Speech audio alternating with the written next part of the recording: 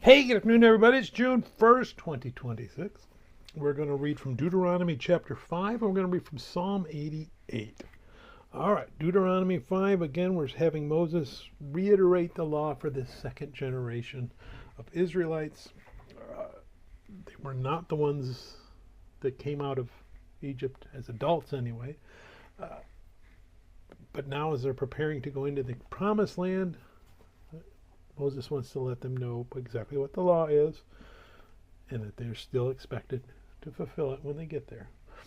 And he's going to do the Ten Commandments again this time. So let's go ahead and read Deuteronomy 5. And Moses called all Israel and said to them, Hear, O Israel, the statutes and judgments which I speak in your hearing, today, that you may learn them and be careful to observe them. The Lord our God made a covenant with us in Horeb. The Lord did not make this covenant with our fathers, but with us, those who are here today, all of us who are alive.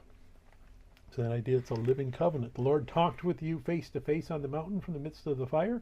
I stood between the Lord and you at that time to declare to you the word of the Lord to you, for you were afraid because of the fire, and you did not go up the mountain.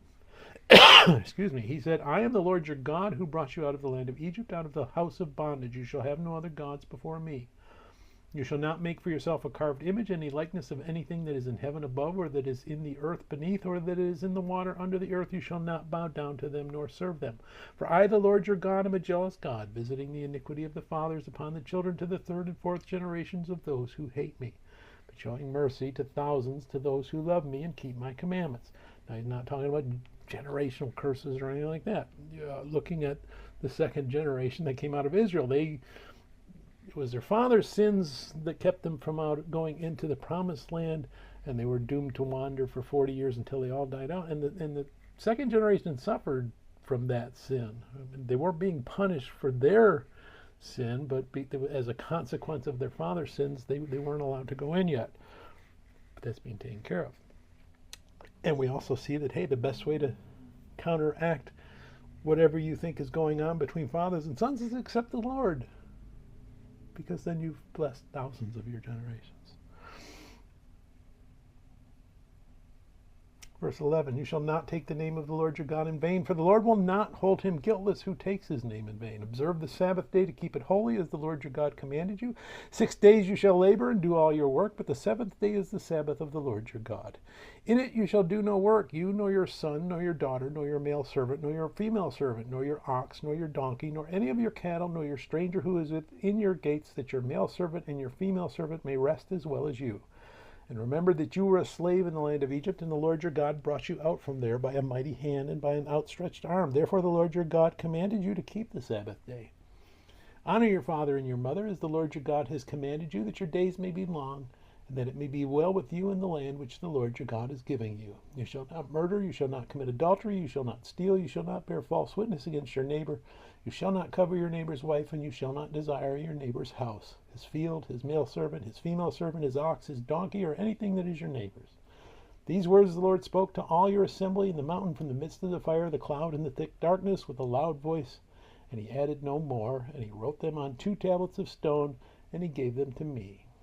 So it was, when you heard the voice from the midst of the darkness, while the mountain was burning with fire, that you came near to me, all the heads of your tribes and your elders, and you said, Surely the Lord our God has shown us his glory and his greatness, and we have heard his voice from the midst of the fire. We have seen this day that God speaks with man, yet he still lives. Now therefore, why should we die? For this great fire will consume us. If we hear the voice of the Lord our God any more, then we shall die.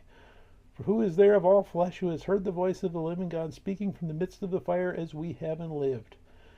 You go near and hear all that the Lord our God may say, and tell us all that the Lord our God says to you, and we will hear and do it. Then the Lord heard the voice of your words when you spoke to me, and the Lord said to me, I have heard the voice of the words of this people which they have spoken to you. They are right in all that they have spoken. Oh, that they had such a heart in them that they would fear me and always keep all my commandments, that it might be well with them and with their children forever.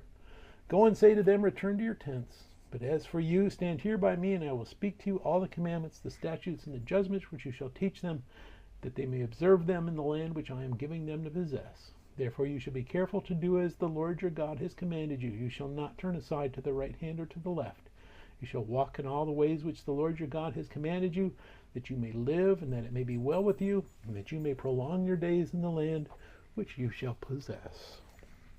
Let's go over to Psalm 88. prayer for help in despondency, a song, a psalm of the sons of Korah to the chief musician, set to Mahaleth Leonoth, a contemplation of Heman the Ezrahite, who we don't hear a lot of in our Bible. He's possibly, let me see if mine has a note for there.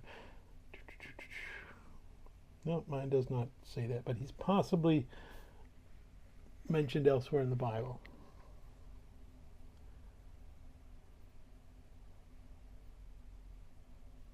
This is a lament. But it's interesting. Most of our other laments start off in despair, and eventually they connect with God, and the spirit gets lifted. This one just stays in the despair. It kind of tells us, hey, sometimes when you pray and you just can't get over it, that's okay. Just pray your despair. God hears you. O Lord, God of my salvation, I have cried out day and night before you. Let my prayer come before you. Incline your ear to my cry, for my soul is full of troubles, and my life draws near to the grave. I am counted with those who go down to the pit. I am like a man who has no strength, adrift among the dead, like the slain who lie in the grave, whom you remember no more, and who are cut off from your hand. You have laid me in the lowest pit, in darkness, in the depths. Your wrath lies heavy upon me, and you have afflicted me with all your waves. You have put away my acquaintance far from me. You have made me an abomination to them. I am shut up, and I cannot get out. My eye wastes away because of the affliction. Lord, I have called daily upon you. I have stretched out my hands to you. Will you work wonders for the dead? Shall the dead arise and praise you? Shall your loving kindness be declared in the grave, or your faithfulness in the place of destruction? Shall your wonders be known in the dark, and your righteousness in the land of forgetfulness? Saying, hey, if I die, I can't praise you in hell. Nobody's praising you there. If I'm dead, I can't worship you anymore. So deep despair, but his credit in his deep despair, he still turns to God. And that's that idea of, I don't understand it. I'm going to lean on you. I don't understand it, but I'm going to lean on you until you help me understand it. Verse 13, but to you I have cried out, O Lord, and in the morning my prayer comes before you. Lord, why do you cast off my soul? Why do you hide your face from me? I've been afflicted and ready to die from my youth. I suffer your terrors. I am distraught. Your fierce wrath has gone over me. Your terrors have cut me off. They come around me all day long like water. They engulf me altogether. Loved one and friend, you have put far from me, and my acquaintances into darkness. But still he turns to the Lord. May God bless the reading of his word. May God bless you.